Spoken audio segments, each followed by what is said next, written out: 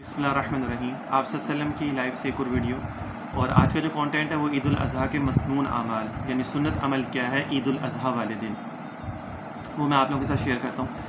احادیث میں کیا ہے اس کے بارے میں آپ صلی اللہ علیہ وسلم نے کیا فرمایا۔ عید الاضحیٰ کی رات میں طلب ثواب کے لیے بیدار رہنا اور عبادت میں مشغول رہنا سنت ہے۔ عید الاضحیٰ کی رات یعنی جو چاند رات ہوتی ہے نا، اس رات میں اگلے دن عید ہے اور اس سے ایک رات پہلے تو عبادت میں مشہور رہنا، تو یہ سنت عمل ہے۔ ذی الحجہ کی 9ویں تاریخ کی صبح سے 13ویں تاریخ کے عصر تک ہر فرض نماز کے بعد جو با جماعت ہو اور مقیم ہونے کی حالت میں ہو تو اس میں تلبیہ پڑھنا، اللہ اکبر لا الہ الا اللہ واللہ اکبر وللہ الحمد، یعنی 9ویں ذی الحجہ کی فجر سے لے کے 13ویں ذی الحجہ کی عصر کی نماز پڑھنے، اس میں پڑھ کے تب تک۔ اب وہ مقیم ہے، چاہے وہ جماعت کے ساتھ ہے، چاہے مرد ہے عورت ہے، سب پڑھیں گے اس کو۔ نماز عید الفطر سے پہلے کچھ کھجوریں کھانا، اور عید الاضحیٰ میں اگر قربانی کرے تو نماز عید الاضحیٰ سے پہلے کچھ نہ کھانا بلکہ نماز کے بعد اپنی قربانی کے گوشت میں سے کھانا۔ یعنی چھوٹی عید جو ہوتی ہے اس میں تو آپ کھجور کھا کے میٹھا کھا کے کچھ جاتے ہیں، لیکن عید الاضحیٰ کے اندر کچھ بھی نہیں کھانا، واپس آ کے جو آپ قربانی کریں اس کا گوشت میں سے کچھ کھائیں، کیونکہ آپ صلی اللہ علیہ وسلم کی یہی سنت ہے کہ آپ صلی اللہ علیہ وسلم نے بھی آ کے اور پھر جو گوشت قربانی کی اسی میں سے کھایا تھا۔ جس کا قربانی کا ارادہ ہو اس کو بقر عید کا چاند دیکھنے کے بعد جب تک قربانی نہ کر لے اس وقت تک خط نہ بنوانا اور ناخن نہ کتروانا مستحب عمل ہے۔ یہ بات میں پہلے بھی بیان کر چکا ہوں، لیکن مسنون اعمال کے اندر یہ سب چیزیں آ رہی ہیں تو میں آپ لوگوں کو دوبارہ ایک دفعہ ریپیٹ کر رہا ہوں۔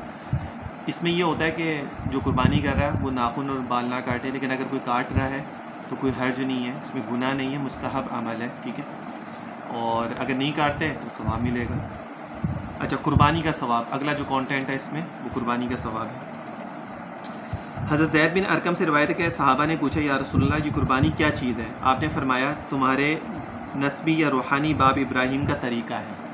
اب صحابہ کی عادت ہوتی تھی چھوٹی سے چھوٹی بات بھی جو ہے نا وہ آپ صلی اللہ علیہ وسلم سے پوچھتے تھے، کوئی بھی عمل کرتے، نیا عمل ہوتا، کوئی بھی بات سمجھ میں نہیں آتی تو پوچھتے تھے۔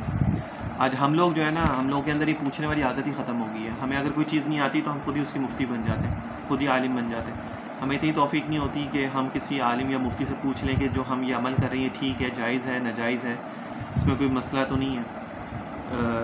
اور پھر ہوتا کیا ہے کہ جب ہم وہ عمل کر لیتے ہیں تو پھر ہم پوچھتے ہیں جی اب ہم سے یہ ہو گیا، اب ہم کیا کریں؟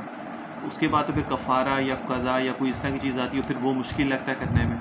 تو اس لیے کوئی بھی مسئلہ ہو دین کے معاملے میں دین کو سیکھیں، اپنی طرف سے سنی سنائی باتوں پہ عمل مت کریں، وہ چیزیں ٹھیک نہیں ہوتی ہیں۔ تو انہوں نے عرض کیا کہ ہم کو اس میں کیا ملتا ہے؟ صحابہ نے پوچھا، حضرت ابراہیم علیہ السلام کی، انہوں نے کہا کہ ہمارے نسبی اور روحانی جو باپ ہے ابراہیم علیہ السلام، یہ ان کی سنت ہے۔ تو صحابہ نے پوچھا اس سے ہم کو کیا ملتا ہے؟ تو یا رسول اللہ آپ نے فرمایا ہر بال کے بدلے ایک نیکی، ہر بال کے بدلے ایک نیکی، جو بھی آپ قربانی کر رہے ہیں جانور اس کے ہر بال کے بدلے ایک نیکی ہے۔ انہوں نے عرض کیا کہ اگر اون والا جانور ہو، آپ نے فرمایا کہ ہر اون کے بدلے بھی ایک نیکی ہے، یعنی بال ہے، اون ہے، کوئی بھی چیز ہے۔ دیکھو یہ بھی اللہ تعالیٰ نے آپ صلی اللہ علیہ وسلم نے آسانی فرما دی، اس میں لوگوں کو کنفیوز نہیں ہوئے، ورنہ بہت سارے لوگ جو ہیں وہ دمبے کرتے ہیں، اب وہ تو اون ہوتا ہے اس کے اندر، تو آپ سے فرمایا کہ اون ہو چاہے بال ہو، اس کے ہر بال اور اون کے بدلے میں ایک نیکی۔ اب بال کتنے ہوتے ہیں جانور کے انسان گن بھی نہیں سکتا، تو اتنا ثواب ہے اس قربانی کے کرنے کا۔ امت کی طرف سے قربانی کرنا، یہ اگلا کانٹینٹ ہے۔ حضرت ابو طلحہ سے روایت ہے کہ آپ صلی اللہ علیہ وسلم نے ایک دمبے کی اپنی طرف سے قربانی کی اور دوسرے دمبے کی ذبح میں فرمایا کہ یہ قربانی اس کی طرف سے ہے جو میری امت میں مجھ پر ایمان لایا اور جس نے میری تصدیق کی۔ یعنی آپ صلی اللہ علیہ وسلم نے ایک تو قربانی اپنی طرف سے کی اور ایک امت کی طرف سے کی، اور امت بھی وہ کہ جو مجھ پر ایمان لے کے آیا اور اس نے تصدیق بھی کی۔ مطلب حضور کا اپنی امت کو ثواب میں شامل کرنا تھا، نہ یہ کہ قربانی سب کی طرف سے اس طرح ہو گئی کہ اب کسی کے ذمے قربانی باقی نہیں رہی۔ اب کوئی یہ نہ سمجھے کہ آپ صلی اللہ علیہ وسلم نے تو قربانی کر دی ہماری طرف سے تو اب ہمیں قربانی کرنے کی ضرورت ہی نہیں ہے۔ یہ صرف ثواب پہنچانے کی نیت تھی آپ صلی اللہ علیہ وسلم کی۔ یہ ایسے ہی ہے کہ جیسے عیسائی جو ہیں وہ کہتے ہیں عیسیٰ علیہ السلام نے جو ہے وہ ہماری طرف سے قربانی دے دی، سلیب پہ چڑھ گئے، حالانکہ جو کہ نہیں ہے، سلیب پہ چڑھ گئے اور ان کو وہاں پہ جو ہے وہ عیسیٰ علیہ السلام کو مار دیا گیا۔ تو اب ہم کچھ بھی کر لیں، گناہ کریں، اچھا کریں، برا کریں، کچھ بھی کریں، تو ہماری طرف سے تو انہوں نے قربانی دے دی، اب ہمارے اس ذمے کوئی چیز نہیں ہے۔ تو لوگ اس میں بھی یہ نہ سمجھے کہ آپ صلی اللہ علیہ وسلم نے امت کی طرف سے قربانی کی تو اب ہمارے قربانی کرنے کا نہیں ہے، تو وہ صرف ثواب پہنچایا تھا، قربانی نہیں تھی۔ غور کرنے کی بات یہ ہے کہ جب حضور نے قربانی میں امت کو یاد رکھا تو افسوس ہے کہ امت حضور کو یاد نہ رکھے اور ایک حصہ بھی آپ کی طرف سے نہ کرے. تو اس لیے کہا جاتا ہے کہ جب آپ قربانیاں زیادہ کرتے ہیں تو آپ سب سے پہلے آپ صلی اللہ علیہ وسلم کے جو پہلے قربانی کر رہا ہے ایک تو اس کی قربانی ہوگی, اس کے بعد سب سے پہلے آپ صلی اللہ علیہ وسلم کے نام سے قربانی کریں. پھر اگر اور حصے ہیں قربانی میں تو پھر اپنے بیوی بچے ہیں, ماں باپ ہیں, بہن بھائی ہیں, پھر ان کے نام کی قربانی کریں. لیکن آپ صلی اللہ علیہ وسلم کے نام کی قربانی ہر سال ضرور کیا کریں. اگر 2 حصے ہیں تو ایک اپنے نام کی کریں, ایک آپ صلی اللہ علیہ وسلم کے نام کی کریں. اور اگر 4 ہیں تو ایک اپنے نام کی کریں, ایک آپ صلی اللہ علیہ وسلم کے نام کی کریں, باقی 2 اور کسی کے نام کی کریں. حدیث میں ہے کہ آپ صلی اللہ علیہ وسلم کی طرف سے بھی قربانی کیا کرو, اس سے محبت بڑھتی ہے.